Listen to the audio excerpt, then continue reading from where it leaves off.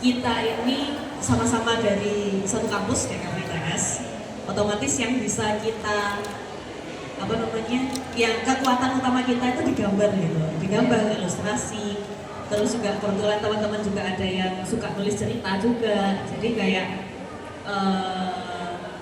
pada saat awal-awal kita bikin game itu kayak kita selalu mikirin gimana caranya kita mungkin secara gameplay nggak yang sangat revolusioner banget. Jadi secara desain gameplaynya nggak revolusioner, tapi setidaknya kayak kita bisa mainin dari visual, dari pesan. Itu kayak ada kata-kata di mana kita harus berusaha buat masukin personalitinya kita di sana. Jadi kayak pastikan kamu gambar itu kayak udah sesuai sama spesifikasi yang emang dibutuhin sama gamenya. Oke. Yang itu secara teknis.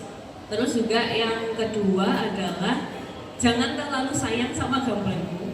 Soalnya selama ini kayak aku intinya kan kayak walaupun aku tadi ngomong bahwa Mojicat itu pondasinya adalah gambarnya yang bagus duluan, tapi in the end kita itu tujuan utamanya kan nge-present experience ya.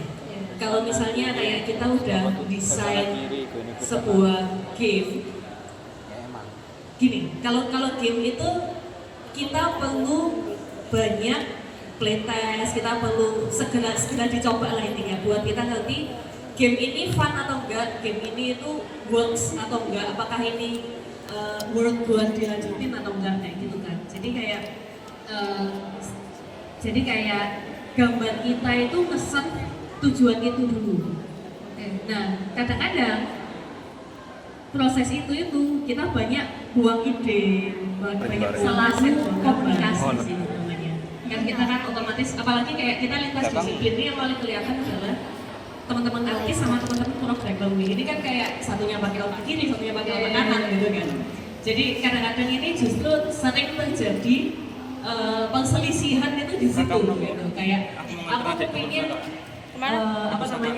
gambarnya bisa punya banyak layer. Kalau kita di Photoshop kan kayak ada blendingnya sendiri kan, kita bisa overlay, bisa apa. Nah ini sesuatu yang kita perlu pastiin ke programmer, apakah dia bisa implement hal itu atau enggak. Jadi kayak ini selalu dan juga kayak perlu kita komunikasiin kalau misalnya kamu bekerja di bawah art director atau di bawah director ya, kayak kamu pastikan bahwa gambar ini itu perlu sedetail apa sih kayak gitu. Soalnya kadang-kadang kayak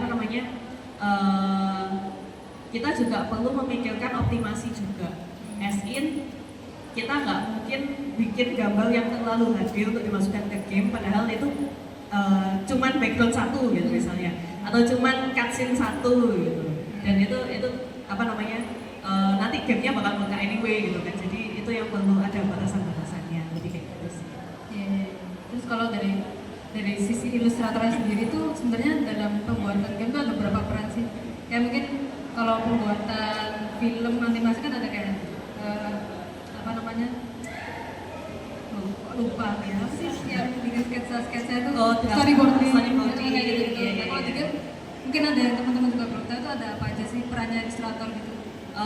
Mostly kita perannya itu by object ya. Jadi kayak ada yang bikin UI, ada yang bikin background, ada yang bikin karakter, ada juga yang bikin visual effect. Jadi kayak kalau misalnya kita mukul orang terus muncul ada api-apinya, ya itu ada sendiri. Ideally kayak gitu.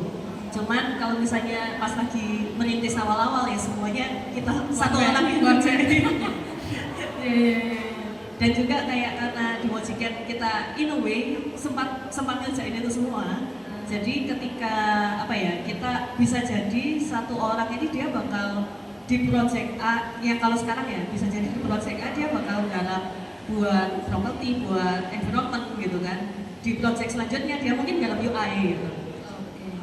Seperti itu. Jadi kayak ada rolling gitu mungkin. Ada rolling juga. Dan somehow malah itu yang bikin teman-teman ini lucunya teman-teman ini malah refresh gitu loh, dapat kerjaan beda-beda gitu. Dia in a way mereka jadi nggak jenuh malahan. Iya benar kayak gitu. Dan tadi itu kayak background artis dan segala macam itu di bawah art director ya. Benar. Semuanya ngarahin art directornya gitu ya. Benar. Terus kalau sebagai art director sendiri gimana cara Karena menjaga supaya Mojang itu tetap punya visual yang khas meskipun beberapa game punya ilustrasi yang berbeda-beda gitu ya. Mungkin ada caranya. Mungkin bukan cara tapi in a way apa ya, kalau di Mojiken itu visual itu tergantung direktornya kan. Jadi kayak kalau misalnya apa namanya nanti teman-teman bisa lihat page-nya Mojiken terus kayak game-gamenya kok visualnya kok loncat-loncat gitu ya, karena memang itu balik yang di awal bahwa itu emang personality-nya tiap direktornya itu tadi kayak gitu. Cuman mungkin yang bisa ditarik garis merah adalah ya apa namanya secara visual kita harus tetap bercerita, terus juga kayak apa namanya kita bisa kayak mostly pakai environmental storytelling juga, dan juga kayak ada proses di mana kita project manajemennya pakai sistem sprint. Jadi per 2 minggu sekali kita selalu ada rapat buat review kerjaannya kita, dan review pekerjaan ini itu lintas project. Jadi maksudnya kayak kalau misalnya tahun ini kita lagi ngerjain 2 project nih, jadi di dalam sprint meeting itu ya seluruh studio akan mengomentari soal 2 project ini tadi kayak gitu. Jadi kayak mungkin karena itu jadi kerasa sama karena kita selalu quality control itu bareng-bareng kayak gitu. Nah, untuk kayak proses pembuatan game itu sendiri biasanya makan berapa lama sih waktunya? Mungkin beda-beda ya? Iya, beda-beda banget. Jadi kayak tergantung skala itu sih. Soalnya kalau dari pengalamanku juga kayak ada gameku yang ngerjainnya 4 tahun sendiri. Terus yang ke Space for the Unbound itu 8 tahun. Wah, 8 tahun dari tahun berapa tuh berarti ini? Berapa ya? Kan Mojiken tadi berapa? Sekitar 10 2015-an. Kita kapan ya spesial kali ya? Aku melihat contekan. Iya. Manggil teman. 15. Jadi kayak pada saat itu kayak apa namanya? Kita kayak ada 2 tim gitu loh. Ada tim yang emang godok space ini, sama ada tim yang kayak ya udah kita selagi space ini digodok kita bikin game-game lain nih kayak gitu. Jadi ada yang itu, terus juga ada juga game itu yang kayak kita cuman kecil banget, kita cuman ngerjain sekitar 2-3 bulan juga ada. Terus juga ada juga game yang ngerjainnya 1 tahun juga ada. Yang game yang terakhir yang aku direct When the Past Was Around itu ngerjainnya sekitar 2 tahun juga. Jadi kayak gitu, jadi kayak bisa dibayangkan selagi nunggu, kalau ada bar gitu ya, selagi nunggu space ini lagi progress, yang baru satunya juga ikutan progress, ceting kayak gitu.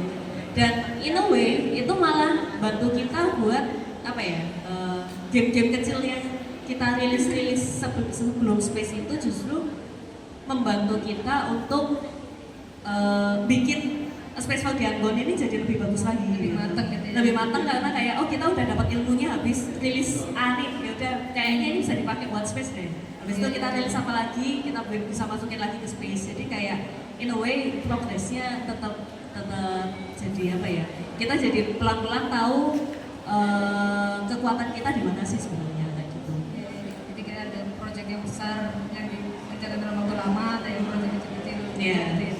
Oke, menurut Karena sendiri ada nggak sih tradisi Mojiken yang membawa itu supaya studionya awet gitu sampai segala lama?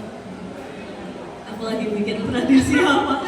Tradisi sebenarnya kayak apa namanya, kita kalau apa namanya, kalau yang orang-orang teman-teman lihat sendiri, apa yang aku lihat dari temen rasanya sih lebih ke karena mereka memang ini aku sih, cuman memang kerasa passionnya itu masih ada gitu. Mereka teman-teman tuh kayak masih penasaran buat bikin game pada saat itu. Dan untungnya juga itu kan kuliah ya, maksudnya kayak transisi kuliah lulus terus kayak ada masa kosong ya udah kita pakai buat promosikan gitu. Dan kayak untungnya pada saat itu kita punya privilege, kita nggak ada yang punya tanggungan yang gimana juga apa namanya ya, alhamdulillah orang tua kita juga masih sehat gitu kan. Jadi kayak kita nggak terlalu ada kebutuhan untuk ayo kamu segera menghasilkan uang gitu. Jadi untungnya sih kita kayak masih ada passion buat dan merasa penasaran buat bikin game. Tapi kalau yang apa namanya, kalau soal culture yang aku paling ingat adalah kita itu suka apa sih ya, menumbuhkan kreativitas lagi dengan cara kita tiap 2 tahun sekali itu melakukan Mojjiken Camp. Jadi kalau mungkin di musik ada yang pernah tahu gaming, di industri game itu ada yang namanya game jam. Jadi itu adalah dimana kita berusaha merealisasikan game ini dalam kurun waktu yang secepat-cepatnya. Mungkin kalau komik ada yang namanya 24 hours komik dulu. Sekarang kan nggak tahu masih ada atau enggak. Jadi kayak kita pada saat itu adalah kita berusaha, ayo kita keluar dari kantor, kita camping. Jadi kayak beneran kayak retret gitu. Kita camping kemana?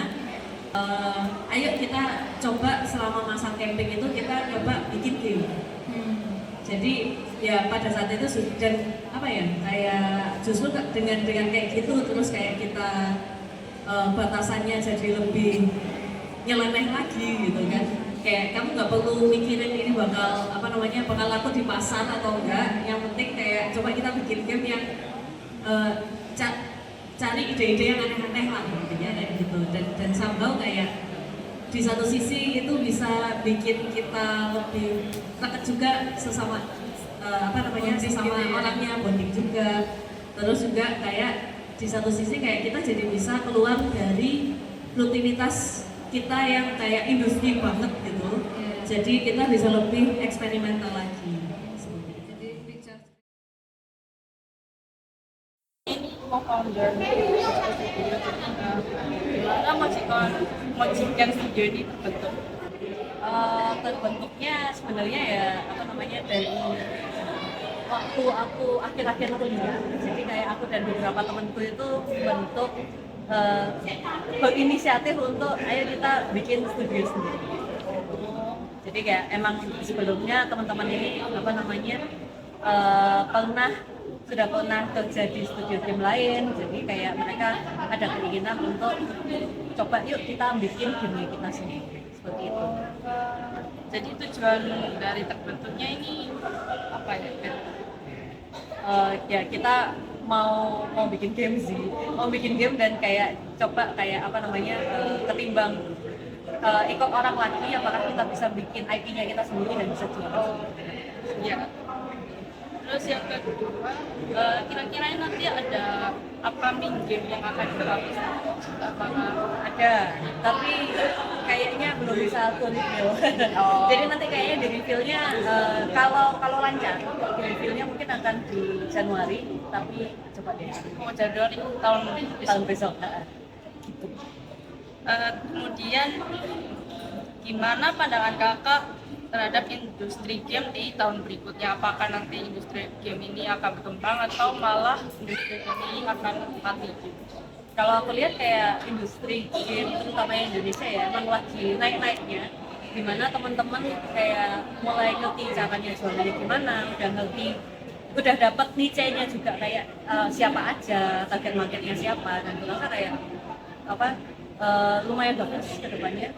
Jadi dinantikan saja game-game dari industri game Indonesia. Semoga berkembang ya. Terus kemudian kira-kira jadi game developer itu kira-kira finansialnya bagus. Soalnya kebanyakan itu game developer itu kadang karyanya tuh tidak ramai gitu. Ya memang susah sih cari duitnya. Jadi kayak ada apa namanya? Ada yang nyebut kalau pingin kaya jangan jadi game dev.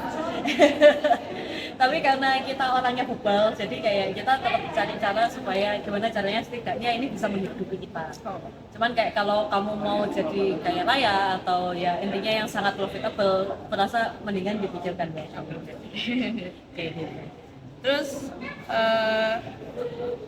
kakak ini kan punya asalnya sendiri ya, jadi gimana kakak ini bisa menetapi asalnya kayak gitu? Jadi mungkin kayak apa ya, menentukan art style itu nggak cuman kayak aku mau kayak gitu terus sekali ketok gitu, tapi ternyata ini dari pengalaman juga. Jadi kayak setelah aku explore apa namanya, aku orangnya lumayan bosan. Jadi kayak setelah aku explore bahwa ini kayaknya menarik nih, aku mau nyoba bikin gawe kayak gini, kayak A, kayak B, kayak C, walaupun art style yang beda-beda, ini kan kayak aku jadi tahu aku apa ya, kuatnya di mana gitu. Aku bisa gambar yang bisa menarik banyak orang tuh kayak gimana, dan ya termasuk yang aku suka kayak gitu. Jadi bisa jadi bahkan kayak sekarang aku punya art style seperti yang kalian lihat, bisa jadi kayak beberapa tahun ke depan itu akan berubah lagi.